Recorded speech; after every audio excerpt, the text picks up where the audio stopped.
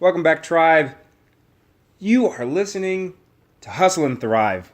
We are excited to talk to you today. We have a pretty cool topic. And I'm Julian Frazier. That was the weirdest way to introduce yourself. Anyways, I'm Shae. I was trying something new. It was good. It was spicy. Was it? The viewers are gonna like it. Okay. They're not even viewers. They're listeners. Oh man. Comment down below if we should do video podcast. Comment if your eyes are closed and you're not viewing anything while you're listening to this. There's that. Don't you want to watch a video of us sitting here? Can you imagine what we're sitting on? It's a beige couch. Pogo stick. A pogo stick. It's a shot. Anyways, all right. It's a past episode. Past episode so joke. Funny if you get that. I swear we always waste like a minute of the second podcast we do.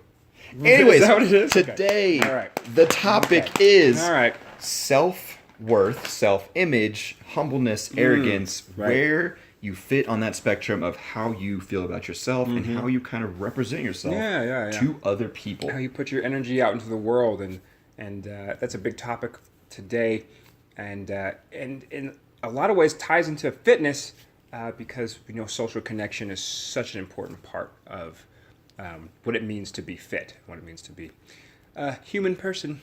A human person. So why don't you tell me a little bit about? I guess we can start there. It's like self-worth and self-esteem, and there's so many self-words nowadays. I can't tell which ones are good or bad. Which ones are good or bad? So you're the counselor, man, so you'll be able to give me more specific definitions. But when I think self-worth, I think that is how I identify my worth to the rest of the world. So things I feel worthy about or things I don't feel worthy for. Basically, I guess, could self-esteem run parallel to that? I don't know, Julian. You have a degree. Well, I have a degree, I'm not sure if that one is qualified. Good question. And you know what? I think from like the academic side of things, we get really nitpicky about what all of these things specifically mean. Self-worth and self-competence and self-esteem and self-efficacy, and that's why there's so many selves. I think there's like 20 different like apostrophe words out there.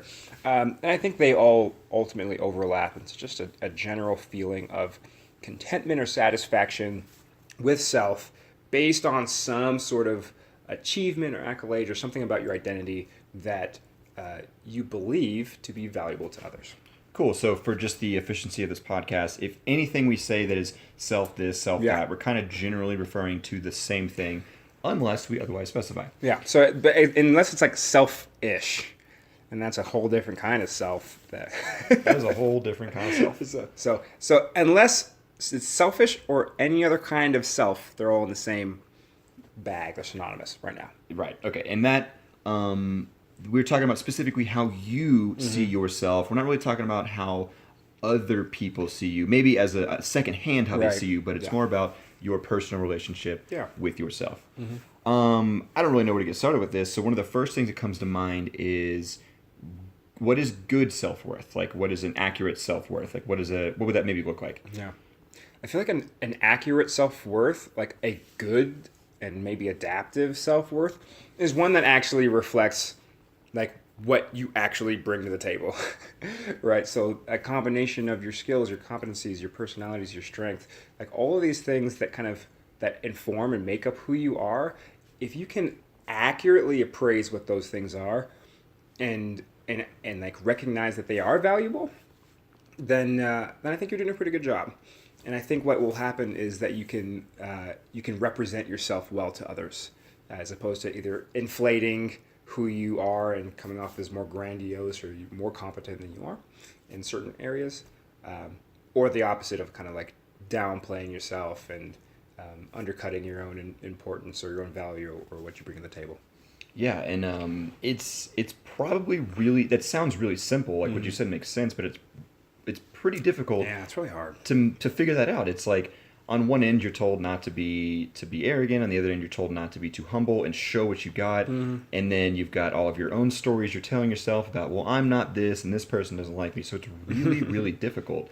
What are some maybe steps someone could take to get a better picture of like who they really are and what they really bring to the table? I think we've almost alluded to it already, and that's kind of eliciting that feedback from your environment, eliciting feedback from other people, especially people that you trust. Friends and family and those kind of folks, they usually aren't going to go out of their way to like tell you what it's like to be with you unless you ask or unless there's something wrong. So if you're really messing up, they're like, hey man, you've been acting weird. They might let you know, but if everything's fine, everything's chill, they probably won't ask or bring up how you've been, how you are. So just eliciting feedback. Hey, like I've been working on like self-development stuff and working on me and trying to be the best version of myself. I'm just wondering what's it kind of like to be around me? Like, is it nice to is our conversations good? Our relationship good? Like, what are some things that you appreciate? And eliciting that feedback, especially from people that you trust, especially from people that you have some rapport with, is a good way to get a bearing on your self-worth and how accurately you can address that. I actually think, like looking externally for that, just some feedback is great. What if, and there's two sides to this, what if I have somebody that's just like, they're mean. Like, they're just like, no, you suck. Or they're just, they look up to me so much and they're like, you're so awesome. Right. How do I identify that? Like, what's the difference? Or how would I be able to tell the difference, rather? Right. Oh, man. My brain immediately went to like, haters gonna hate. Like, haters gonna hate. And that's why I was trying to say, like, don't elicit feedback from people you don't have a good relationship with, who you don't have a good rapport with, who don't actually know you, because any feedback that they give you is going to be more of their bias than it is an actual reflection of who you are. Yeah. Is there a scientific word for a hater? Because I feel like we're onto something. I think that might actually be the scientific word. I think hater is just now, it's now in the nomenclature. That's hilarious. But yeah, and the opposite's also true in some ways. I mean, it feels nice when we get praise or compliments from people who really look up to us or think that we're cool. And it's also taking that with a grain of salt. I think people have the opposite problem. They're much more likely to focus on the haters than they are to take in and absorb and appreciate the people who are complimenting them. Yeah, it's much more common to hear the term like low self-esteem than it is like overly high self-esteem. That's way, way less common.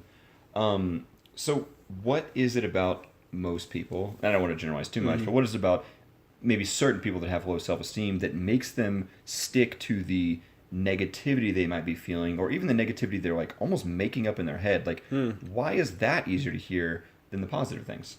Whew, that is a good question. My brain goes to certain patterns of thoughts that are usually a result of feedback that we've gotten in the past.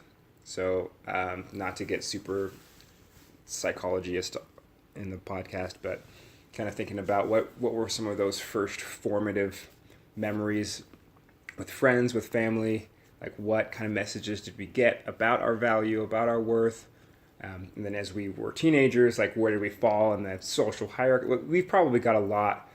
Everyone has their own baggage of how they've kind of traveled through these stages of development.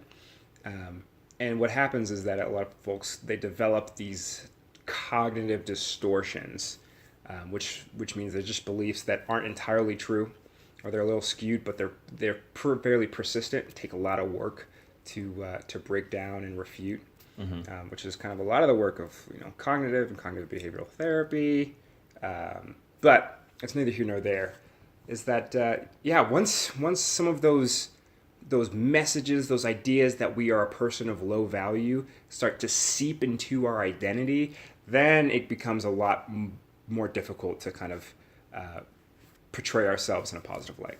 So maybe the way I'm seeing this is like, as a kid, you're pretty honest about like how you feel about yourself. It's not very skewed one way or the other. Right. But maybe certain interactions with friends or your parents or something, they could have been like overly positive about this or overly negative about this, and it started to shape the way you feel about yourself. Is that kind of what you're saying? Yeah, absolutely. That it starts to shape. It just gives you messages about who you are, and part of that is like, where are you on the totem pole? Like, where are you on the pecking order?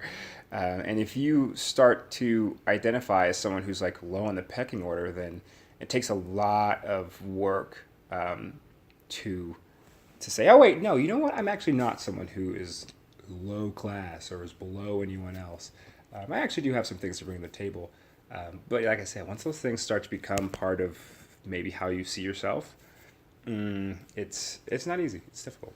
I could see that. So, I mean, I'm sure we could have a whole podcast about this, but like parenting is really important. I've seen parents. I think one of the main things that throws kids off is inconsistencies in parenting. Like sometimes this is the rule, sometimes this is okay, but other times it's not. And the kid is like, what is going on? Yeah. Like, am I the problem here? What's up? Right. Or parents let their emotions get a hold of them and they get mad about something they're not usually mad about, and all of a sudden the kid's like, what's going on? I deal with kids, so I'm pretty aware of things like this, and I see like, oh, that's why you act the way you do. And it's super interesting, and I don't think we're doing a podcast about that, but it does start really, really, really young, your ability to accurately depict who you are to other people. Yeah. And so maybe bringing it to a little bit closer to the present, some of those hints that you get from your environment, from feedback from other folks, they kind of color the way that you see experiences. So maybe if I feel like I'm an awkward person, then I will take a mental note of every time that I'm awkward. Oh, funny. It will become, in a way, like a self-fulfilling prophecy. So if I see myself as someone who's like lower on the totem pole, lower on the pecking order, not very valuable, then I will make a mental note of every instance that supports the fact that I may not be of value. And you're almost like ignoring when you were of value. Absolutely. I feel that. I've never thought about that, but I can feel myself doing that sometimes. Right. That's great. So I think that is especially. I mean, there are some cultural and societal norms around modesty and humility, which might set people on that path of never acknowledging the good things about yourself in order to, like, in some ways save face. Be like, oh, no, I'm not that great. No, I'm not that great. But if you say that enough times, eventually you'll believe that you're not that great. Yeah, funny. So opinions about that I have, and that gets a little bit more biased. But those are some of the mechanisms, I guess, that people much smarter than I have figured out around how we kind of develop that self-worth. Funny. So maybe high self-esteem and low self-esteem is less what we're concerned with right now. We're talking about more of like accurate self-esteem. Like, where do you fit, and are you not judgmental about that? Like, you are not a pro baseball player. Do you judge yourself for that? You probably take it in stride unless you're striving to be a pro baseball player. Yeah. But anyways, there's certain aspects about you that you're just like, oh yeah, I'm 5'9". That's just who I am. So I think that is more important. I kind of like to think that as staying in your lane. Right. Be aware of what your lane is and stay in that lane, man. Yeah, and if you're going to switch lanes, like, at least use an indicator, right? Yeah, at least put a blinker on. Like, don't just tear across the highway. Nobody likes that. Does that fit in? I don't know what that means. I mean, I think that there's ways that you can improve yourself. Like, once you know what you appraise your actual value, then you can actually begin the work of improving your value. That's what you're getting at there. Okay. I like that metaphor then. So I think that's where I was going. I like it. I think you were onto something really important. It was kind of the role that comparison plays. Like, I don't really care if I'm a pro basketball or baseball player. I think that was your example. Because I don't play baseball. I've never played baseball. It's no big deal.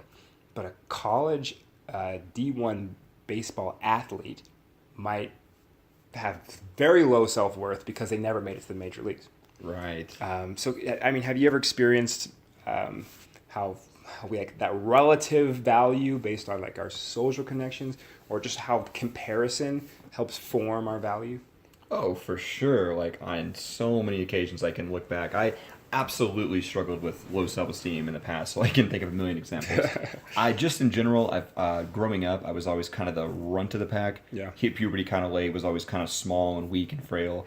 My friends were a lot stronger, more athletic, and I really did not like that. And it didn't turn into, like, the competitive nature, just turned into, like, the I kind of suck nature. And I always felt bad about myself. And it kind of plagued my parkour training because I thought if I didn't reach a certain level or couldn't do the certain thing or wasn't comparable to this athlete or this, then I was bad. And it wasn't just bad. It was just like, I'm all around that as a person. Like, my worth is lowered. And I've gotten better about it for sure lately, but it was definitely a strange reality looking back on it that almost like doesn't logically make any sense, but it was so easy to fall into. Right. It's so easy to generalize that feeling of low worth in one area. Maybe you didn't rise to the occasion on a day of competition, but that doesn't mean that like your entire being is now garbage. Yeah, Yeah. it's funny. Yeah, I think that's a good point. I'm wondering, unless you had some other thoughts, what was kind of the opposite side of the spectrum? That like arrogant, cocky, conceited. Like what is that inflated self-value about? Funny enough, thinking about my childhood friends, there was like the guy I always compared myself to. I'm not going to mention his name, but he's actually an insanely high-level athlete now. He's actually in the CrossFit Games. Like, obviously the arrogance worked to him for some. Anyways, he was like the big guy of the group, good at football, baseball, running, fighting, wrestling, swimming, everything he did, he killed it at. Wow. Very arrogant. Love the guy still.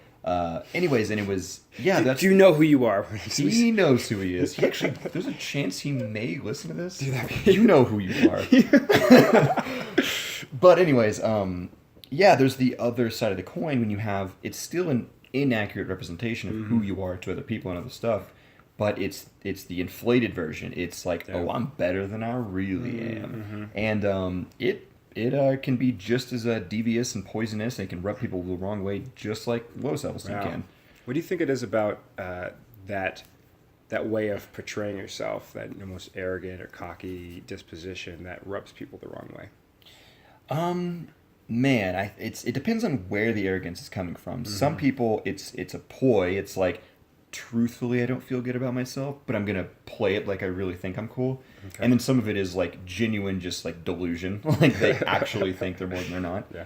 It kind of depends on where it's coming from, but I think mostly, on one end, it can make people feel jealous. They're like, how dare he feel good about himself when I feel bad about myself? Yeah. And on the other end, it's just kind of annoying to like have to dance around somebody who thinks they're way too good, and you kind of have to like just let him do his thing. Yeah, I don't know. Absolutely. No, I think that makes a lot of sense. Especially the first part. I mean, is a fair point that when we are feeling low, it's very easy to kind of project our negative feelings on other folks, and to say like, how dare that person feel good about themselves when I don't, right? Like, and that's kind of that envious, like, if I got second place and they got first, like, how dare that person in second or first place celebrate winning? Like, show some modesty, show some humility. Yeah, for sure. So I definitely see that, but I think there's also the existence of folks who portray themselves to be bigger and badder than they actually are, and that does get under people's skin in a way that kind of repels folks. Yeah, for sure. Yeah. So what then is the role of humility, do you think? Humility. What I think is humility is kind of what we were talking about earlier, is just like knowing your lane, staying in your lane, having an accurate representation in your mind of who you really are. So humility is like, yes, I've done these things, but it doesn't make me more than you. I just am. That's all it is. Like, they don't take their strengths and weaknesses personally. They kind of just like, they realize they're still a person that's worth it, whether they can squat 600 pounds or whether they can beat you in a race or whether they're a good cook or not, any of those things. Yeah. So, yeah, that's the kind of my definition of humility, but I don't know, man, you have a degree. You tell me. Oh my gosh, man. I'm about to burn this degree. So that Wait, what is the degree you have currently? I have a bachelor's of science in psychology. Oh. So it's a 4-year degree, which like tons of people in the United States have, I'm sure, and they're probably more qualified than I am still. Well, you're more qualified than me, so continue, Mr. Julian. That was like a live example of attempts at humility and it was bad. And down my it was bad. We know he's a jerk. Gee, I am. I'm just not a nice person. I'm just kidding. I'm nice. I'm friendly. I'm your friendly neighborhood Julian. Okay. Anyway. So yeah, I think a lot of what you were talking about in terms of your lived experience is 100% hit the nail on the head. So it kind of goes back to any time that two people like inhabit the same space, they kind of size each other up on a subconscious level, right? So you might not be like consciously like, oh, like what's this guy all about, and what's this girl doing here? But in the back of your mind, your brain, what it wants to do is it wants to try to figure out, are we different or are we the same? Are we equal? Are we of equal power? Or are they higher than me? Or are they lower than me? Okay. So the reason that I, and I could be shooting at the hip a little bit, the reason that I kind of imagine that people who are cocky or arrogant rub us the wrong way is because when we interact with them, they're sending us really heavy signals that we are not the same. I am above you. I have more power than you. You are under me in the hierarchy, which kind of elicits us to say, like, I'm getting all these vibes that this person's putting out that you're above me in whatever hierarchy, the social hierarchy, but I also know that you get terrible grades and that you're actually not very good and that okay. I'm better than you in some areas. So it's incongruent. And what happens is I want to be like, I want to prove to you that you're not as good as you think you are. Yeah. There's that pull, and it's very primal, and you'll find that similar hierarchy structures and dynamics across species outside of human beings as well. That also goes to the idea of humility, and I actually just read this just the other day, so this is really well timed. Is that humility it does two things. It kind of acts as like a social oil and a social bond. So let's say that I am, by some objective measures, higher than you on some totem pole. I have a degree, you don't. Mm-hmm. It's a bachelor's of science degree, so like whatever. But just for this example, so me being humble, me saying, even though I have a bachelor's degree, like I actually don't know everything, and it doesn't actually mean that much. I am mitigating the power difference that exists there, and it makes the person who may be in the lower, objectively speaking, hierarchy stance feel more comfortable with the person, and instead of rejecting them, brings them together. So the social oil, social bond theories of humility are like, it acts as a social oil. So if we are really different, it's kind of like oil in a machine. It keeps the friction and any tension from causing too much heat and damage. Right. Okay. And the social bond is that it can actually help bring people together by one person like intentionally saying, no, we are equal, we are the same. Like it doesn't matter that like you're homeless and I make six figures. Like we're still humans. Yeah, we're humans. We're still persons. I was trying to make an extreme example. We're like a smaller version of that, though. I do live in a camper, and you probably make like 5 figures. Oh my gosh. But like half of those 5 figures are student loans. So really, if you take into account like the student loans over time and interest, I'm worth like negative $150,000. Nice. That's good. Yeah. So if you want to practice some humility and make me feel better about that, you can do that. Well, you have a carpet in your house, and I have a wooden floor. Oh man. Like that. And girls hang out with you. There's that. Oh, okay. Let's not even go down that path, because I know that somebody is a little bit popular. Maybe. How many people wanted to hang out with you yesterday? It was like 5, 6. It was 3 or 4, but it was only brought up because I was really tired. Anyways. Yeah. Sick. Continuing the podcast. Right. So, what I'm saying is that every time that we're with a person, especially when we're first meeting them, when we haven't had some like those first impressions, when we haven't had a lot of proximity with them, there's like a subconscious dance that's going on.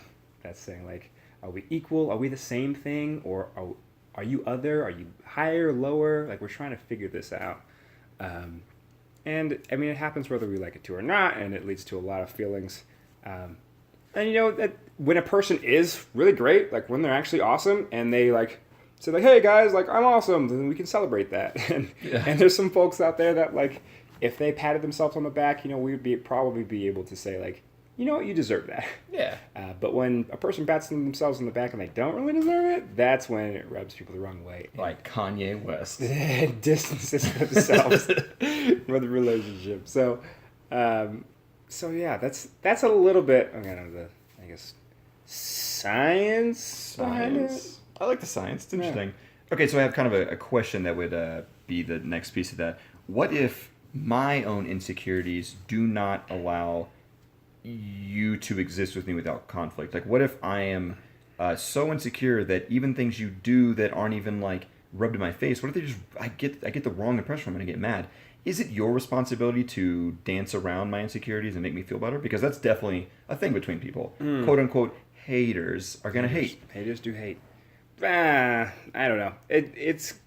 I mean, part of me wants to say that depending on what position you're in, if you're like the captain of a team or the leader of a group, or someone who has to manage a number of folks and personalities, that it might be conducive to go out of your way to be really approachable and humble and to try to mitigate as best you can any of those feelings because it's in the best interest of the team and the group. Okay. Maybe on a one-on-one basis, if you're the person that gets first place and someone else gets second place and they're just jelly, like I don't think you have to go out of your way to knock yourself down a few pegs to make the guy in second place feel better, because it's not going to give him the first place trophy. And ironically, if you are bending to people like that who have low self-esteem, do you maybe have low self-esteem because you feel like you deserve that? Funny. Questions. Comment down below what you think. If you have the self-esteem to do it. If you have if you have the self-esteem to like, comment, and subscribe, if you don't do it, you hate yourself. You should probably consider following us. Yeah, we'll help you. Right. Not hate yourself. Cool. So we've I'm not ending the podcast. Don't panic. We've talked about like what it is to be overinflated or deflated as far as what you feel about yourself. Yeah. Maybe some factors that go in to your general view of yourself. Right. We haven't really talked about how to build a stronger view to what am I trying to say? Build like a stronger sense of self. Yeah, build a stronger sense of self. Like become more accurate with how you represent yourself. Right. For some folks, it takes a lot of self-reflection in terms of being able to accurately appraise, okay, what are my strengths? What are my weaknesses? Like what is my value? What do I bring to the table for others? What do I bring to the table for myself? And to be really, like, brutally honest and authentic about that. And a lot of people just don't have the time and energy to sit down and, like, journal out, like, these, like, real thoughts. And so they kind of go based off of all the past information. Yeah, it takes a lot of fortitude to like be that honest with yourself. It's painful and scary. Even to admit the good things, it's like, whoa, I am important. Like, holy crap, that's some responsibility. What? Like, I'm not terrible everywhere. What? Dang.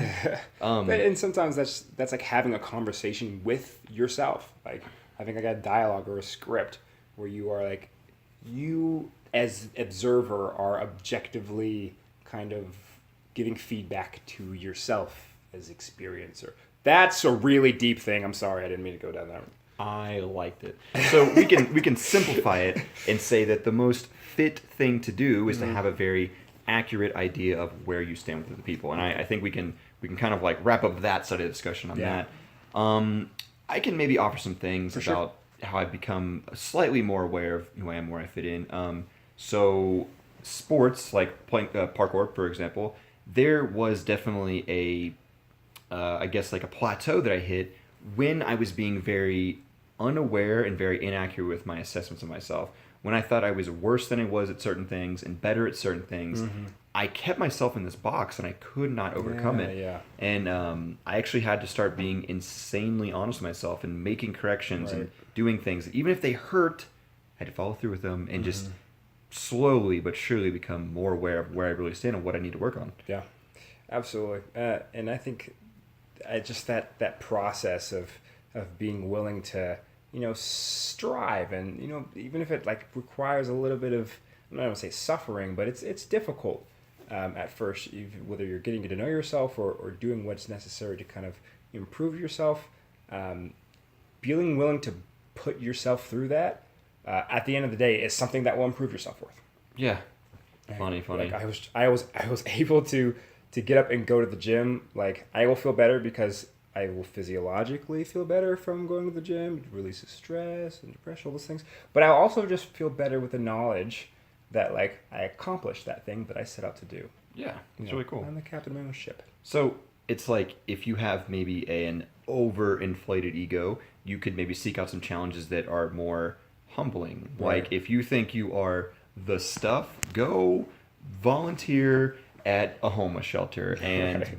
do some hard work for other people for no other reason than you want to build some humility and come out strong on the other side. Yeah. If you're on the other side of the spectrum and you don't feel good about yourself, set yourself up with some practices that they're easy to win, and you just slowly win more and more, and then you win every day. Right. I think there's a song, win, No matter what. no matter what. Yeah, there we go. Hey, I think we referenced that song. We did. In the last podcast. we just gotta sneak small like Little John references in there. Man, a little. But you're absolutely right that that finding those small wins every day is a great way of reaffirming yourself, who you are, and taking the time to acknowledge them and say, you know what, I had some wins today. There are going to be a lot of L's, a lot of losses. I mean, because anyone who takes a step outside of their comfort zone is going to find that they're not great at everything. But as you alluded, one of the best ways to stay genuinely humble and genuinely modest, like not something that you do just as like a people skills kind of thing, is to continue to immerse yourself in new environments and putting yourself in the role of the beginner and reminding yourself fairly frequently, like, oh, this is what it's like to like start something new, to be fresh, to be at the bottom of the totem pole, so to speak. That's really cool. Yeah, I really like that you said that. Where do you? We have a couple more minutes, but where do you see yourself on that spectrum? Are you low self-esteem, high self-esteem, somewhere in the middle, or do you kind of waver depending on the day and the activity? Yeah, I think I generally have a fairly stable self-esteem. I mean, I got my baggage like everybody else does, but I have to take a responsible inventory of of who I am. What privileges do I have? Which do I not have? I mean, I'm a male, so I'm not marginalized in that way, but I'm actually African American, which you can't see through a podcast, but now they know. Face reveal at 30,000 likes. 30,000. What? Yeah. Yo, if we got 30,000 likes, I'd lose it. Face reveal. But so maybe my minority status there would not be a place of necessary power or privilege, at least in a social standing. I'm also I'm athletic. I'm able-bodied. I don't suffer from any disabilities, right? So that's another area that I have privilege in, and it's just kind of taking like a very realistic inventory of like, okay, in which areas of my life do I have power, in which do I not, and how am I responsible about those? Yeah, you definitely strike me as somebody who is confident but humble about it. You don't seem to have like a grandiose like view of yourself. You seem to have a real stable, healthy view of what's going on with you. There's definitely days where I'm grumpy and irritable, and I mean, my thing is like isolation. Like if I don't have like quality connections with people every like 48 hours, I start to get really like lonely. Like, no, when isn't anyone like so maybe that's my time to go like crush a workout in the gym, right? That's how I deal with that. I like that. So I mean, everyone deals with their own stuff to some degree, but all in all, I feel like I'm in a pretty good place.